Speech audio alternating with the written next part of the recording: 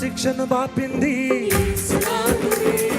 మనకు రక్షణ ఇచ్చింది. మానవ శిక్షను బాపింది, మనకు రక్షణ ఇచ్చింది. పాపికి శరణం నెలలోన పాపము నుండి విడిపించు. పాపికి శరణం నెలలోన పాపము నుండి విడిపించు. అందుకే స్తోత్రాలు చెల్లించి గానాలు చేద్దామా, స్తోత్రాలు చెల్లించి గానాలు చేద్దామా. ప్రభు యేసు సన్నిధి చేరండి, ప్రభు యేసు భక్తులారా రండి, ప్రభు యేసు సన్నిధి చేరండి, ప్రభు యేసు భక్తులారా రండి. యేసుక్రీస్తు ప్రశస్త నామములో మా ప్రియులందరికి శుభాలు. దేవుని వాక్యముల నుంచి మార్కు సువార్త 14:51 నుంచి మనం విందాం. తన దిగంబర శరీరం మీద నారబట్ట వేసుకొని ఉన్న ఒక పడుచువాడు ఆయన వెంట వెళ్ళుచుండగా వారతన్ని పట్టుకొనిరి. అతడు నారబట్ట విడిచి దిగంబరుడై పారిపోయెను. ఈయన గురించి మరి ఎక్కువగా వివరాలు మనం చూడము. కొంతమంది బైబిల్ పండితులు ఏం చెప్తారంటే ఈయన బహుశా జాన్ మార్క్ అంటారు. ఈ మార్కు సువార్తను వ్రాసింది ఆయనే కదా, బహుశా ఆయనే అని కొంతమంది బైబిల్ పండితుల నమ్మకం. సరే, ఎందుకు వెళ్తున్నాడు అంటే ఒక వ్యాఖ్యానకర్త అంటాడు, వెంటనే యేసు ప్రభు దగ్గరికి వెళ్ళి సమాచారం చెప్పాలి అని కొంతమంది అభిప్రాయపడతారు. సో ఏ విధం చేతనైనను ఇక్కడ ఆ యవ్వనస్తుని గురించి క్లుప్తంగా మనం చూస్తాం. వారు యేసుని ప్రధాన యాజకుని యొద్దకు తీసుకుని పోయిరి. ప్రధాన యాజకులు, పెద్దలు, శాస్త్రులు అందరూ అతనితో కూడి వచ్చిరి. యేసు ప్రభుని ప్రధాన యాజకుని యొద్దకు తీసుకెళ్లారు. ఎప్పుడు తీసుకెళ్లారు? రాత్రి, అంటే తెల్లవారుజామున 3 గంటలకి గెత్సెమనే తోట నుంచి నేరుగా ప్రధాన యాజకుని ఇంటికి తీసుకెళ్లారు. యోహాను సువార్త 18:12 అంతటా సైనికులు, సహస్రాధిపతియు, యూదుల బంట్రోతులను యేసును పట్టుకొని ఆయనను బంధించి మొదట అన్నా యొద్దకు ఆయనను తీసుకుని పోయిరి. అతడు ఆ సంవత్సరము ప్రధాన యాజకుడైన కైపాకు మామ. తెల్లవారుజామున 3 గంటలకి నేరుగా అన్నా యొద్ద విమర్శ జరిగినట్లుగా మనం చూస్తాం. అక్కడి నుండి యేసు ప్రభుని కైపా యొద్దకు తీసుకొస్తారు. కైపా వాస్తవానికి ఆ సంవత్సరం ప్రధాన యాజకుడుగా ఉన్నట్లుగా మనం గమనిస్తాం. సో రాత్రంతా ఆయన్ని విమర్శిస్తూనే ఉన్నారు. ఏ నేరస్తుని కూడా చట్ట ప్రకారంగా రాత్రిపూట విమర్శించకూడదు, కానీ యేసు ప్రభుని రాత్రిపూట విమర్శించారు. అన్యాయపు తీర్పులు మనం ఎన్నో యేసు ప్రభు విషయంలో జరిగినట్లుగా మనం చూస్తాం. అర్ధరాత్రి విమర్శించటం ఒక అన్యాయపు తీర్పు. అందులో అన్న ఈయన ప్రధాన యాజకుడు కాదు, కానీ ఆయన కూడా విమర్శించాడు. ఆ తర్వాత కైపా కూడా విమర్శించాడు. ఆ తర్వాత రాత్రంతా విమర్శించి ఉదయాన్నే పిలాతు యొద్దకు తీసుకెళ్ళినట్లుగా మనం గమనిస్తాం. సరే, ఆ రాత్రి ప్రధాన యాజకుని యొద్ద ఎలా విమర్శిస్తున్నారో చూడండి. ప్రధాన యాజకులు, పెద్దలు, శాస్త్రులు అందరూ కూడి వచ్చారు. వీళ్ళ మీటింగ్ ఎప్పుడు జరిగింది? అర్ధరాత్రి జరిగింది. అందరూ పడుకున్నప్పుడు వీరు ఒకరి తర్వాత ఒకరు యేసు ప్రభుని విమర్శిస్తూ రకరకాలుగా ఆయన్ని బాధ పెడుతూ మాట్లాడుతున్నట్లుగా మనం గమనిస్తాం. అయితే 54 గమనిస్తే పేతురు ప్రధాన యాజకుని ఇంటి ముంగిటి వరకు దూరము నుండి ఆయన వెంట పోయి బంట్రోతులతో కూడా కూర్చుండి మంట యొద్ద చలి కాచుకొని చుండెను. ఇక్కడ పేతురు గారు మనకు కనపడతారు. ఈ పేతురు గారు దూరము నుండి వెంబడిస్తున్నాడంట.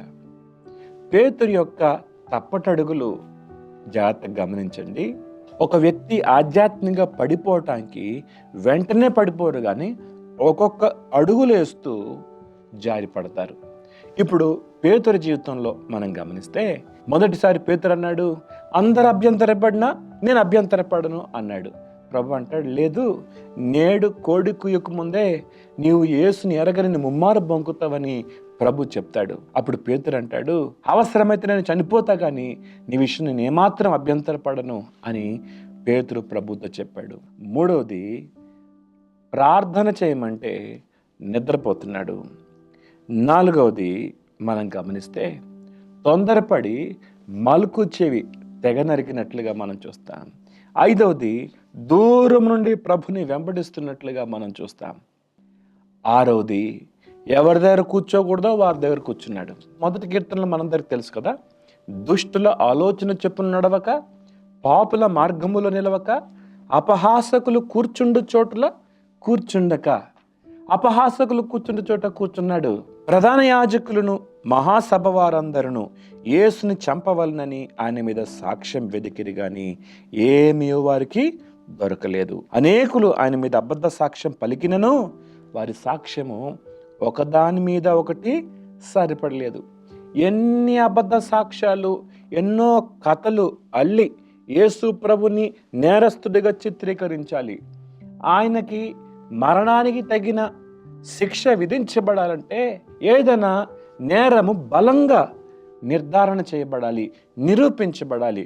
కాబట్టి ఎలాంటి నేరమైతే యేసు ప్రభుకి మరణశిక్ష విధించవచ్చో దాన్ని అందరూ అధికారులు కలిసి ఆలోచన చేసి రకరకాల కారణాలు వెతుకుతున్నారు. ఈలోగా కొందరు లేచి, చేతి పని అయిన ఈ దేవాలయంను పడగొట్టి 3 దినములలో చేతి పని కాని మరి ఒక దేవాలయం నేను కట్టుదలని వీడు చెప్పుచుండగా వింటిమని ఆయన మీద అబద్ధ సాక్ష్యము చెప్పిరి.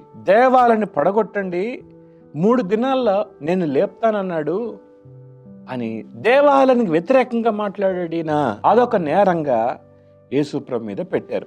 వాస్తవానికి యేసుప్రభు ఏం చెప్పాడు? యోహాను 2:19లో యేసు ఈ దేవాలయంను పడగొట్టుడి, 3 దినములలో దానిని లేపుదునని వారితో చెప్పెను. యూదులు, ఈ దేవాలయం 46 సంవత్సరాలు కట్టిరే, నీవు 3 దినములలో దాన్ని లేపుదువా అనిరి. అయితే ఆయన తన శరీరమును దేవాలయమును గురించి ఈ మాట చెప్పాను. యేసుప్రభు దేని గురించి చెప్పాడు? ఆయన దేహము అనే దేవాలయం గురించి చెప్పాడు. అలాగైనా వీరి సాక్ష్యము సరిపడలేదు. ఇది మరణానికి సరిపోదు. ఈ సాక్ష్యం, ఏదైనా సాక్ష్యం బలమైన ఆధారం ఉండాలి యేసుప్రభుని సిలువేయటానికి అన్నట్లుగా ఒకటి తర్వాత ఒకటి వెతుకుతూ ఉన్నారు. ప్రధాన యాజకుడు వారి మధ్య లేచి, ఉత్తరమేమి చెప్పవా, వీరు నీ మీద పలుకుచున్న సాక్ష్యమేమని యేసుని అడిగను. అయితే ఆయన ఉత్తరమేమి చెప్పక ఊరుకుండెను. ఆయన మౌనంగా ఉన్నాడు. తిరిగి ప్రధాన యాజకుడు, పరమాత్ముని కుమారుడు అయిన క్రీస్తు నీవేనా అని అడిగినప్పుడు అప్పుడు యేసుప్రభు అన్నాడు, అవును నేనే. మీరు మనుష్య కుమారుడు సర్వశక్తుని కుడిపాశమున కూర్చుంటయు ఆకాశ మేఘారూరుడై వచ్చుటయు చూచెదరని చెప్పెను. ప్రధాన యాజకుడు తన వస్త్రము చించుకున్నాడు. ప్రధాన యాజకుడు వస్త్రం చించుకోకూడదు, యాజకుడుగా ఉండ తగదు. ప్రధాన యాజకుడు వస్త్రం చించుకుంటే ఆయన వస్త్రము చింపుకొని, మనకిక సాక్ష్యములతో ఏం పని, ఈ దేవదూషణ మీరు విన్నారు కదా, మీకేమి తోచున్నది అడగగా వారందరూ మరణమునకు పాత్రుడని ఆయన మీద నేరస్థాపన చేసి, మరణానికి పాత్రుడు, మరణానికి పాత్రుడు అని గట్టిగా అందరూ కేకలు వేయటం ప్రారంభించారు. చాలు, ఈ సాక్ష్యాధారం చాలు, ఆయన చెప్పిన ఈ మాట చాలు, ఇది మరణానికి మనము సరిపోయే రుజువు మనకు దొరికింది అనుకున్నారు వాళ్ళు. కొందరు ఆయన మీద ఉమ్ము వేసి, ఆయన ముక్కును ముసుగు వేసి, ఆయన్ని గుద్దుచు, ప్రవచించు, ఎవరు కొట్టారో చెప్పు అని బంట్రోతులు ఆయనని అరచేతులతో కొట్టి పట్టుకొనిరి. యేసుని అవమానపరచడం ప్రారంభించారు. అందరూ నిద్రపోతున్నారు. ఇది అర్ధరాత్రి జరుగుతున్న సన్నివేశం. అటు పేతురు దూరం నుంచి ఈ సంగతులన్నీ చూస్తున్నాడు. ప్రియదేవుని బిడ్డలారా, ఒకసారి ఆలోచించేద్దాం. యేసు మన కొరకు తనకు తానే ప్రాణం అర్పించడానికి అప్పగించుకున్నట్లుగా మనం చూస్తాం. ఆయనలో ఒక్క నేరము కూడా నిరూపించబడలేదు.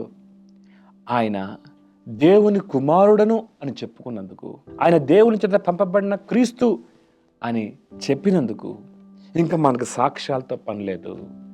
ఈయనకి ఎటువంటి శిక్ష విధించాలి అంటే మరణ శిక్ష విధించాలని గట్టిగా అందరూ కేకలేశారు.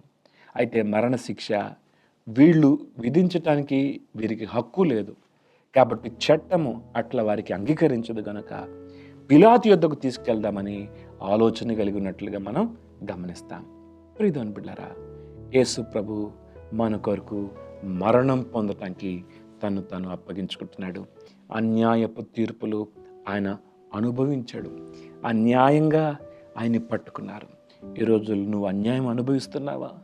ఈరోజు నీవు చేయని తప్పుకు నిందను మోస్తున్నావా? నిందను భరిస్తున్నావా? ఒకసారి ప్రభు వైపు చూడు. ఆయన చేయని నేరానికి శిక్షను అనుభవిస్తున్నాడు. దుర్మార్గుల మధ్యలో, దుష్టుల మధ్యలో ఒక నీతిమంతుడు, నేరము చేయని వాడు నేరస్తుడిగా మన కొరకు నిలబడాల్సి వచ్చింది. ఆయన మన కొరకు వీటన్నిటినీ సహించాడు. ఆయన ప్రేమ ఎంత గొప్పదో కదా. ఒకసారి ఆయన మన కొరకు నిందను, బాధను, శ్రమను అనుభవించినందుకు నిజంగా మనం హృదయపూర్వకంగా కృతజ్ఞతలు చెల్లించవలసిన వారమై ఉన్నాం. దేవుడి మాటలు దించునిగాక ప్రార్థన. మహోన్నతులకు దేవ సర్వాధికారికి స్తోత్రాలు.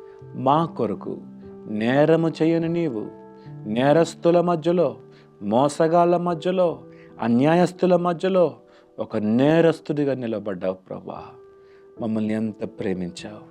మమ్మల్ని శిక్ష నుంచి తప్పించటానికి, మమ్మల్ని తీర్పు నుంచి తప్పించటానికి, మమ్మల్ని మరణము నుండి జీవములోనికి దాటింప చేయటానికి, మా కొరకు మరణాన్ని భరించడానికి అప్పగించుకున్నందుకు వందనాలు చెల్లిస్తూ యేసు నామములో అడుగుతున్నాను తండ్రి.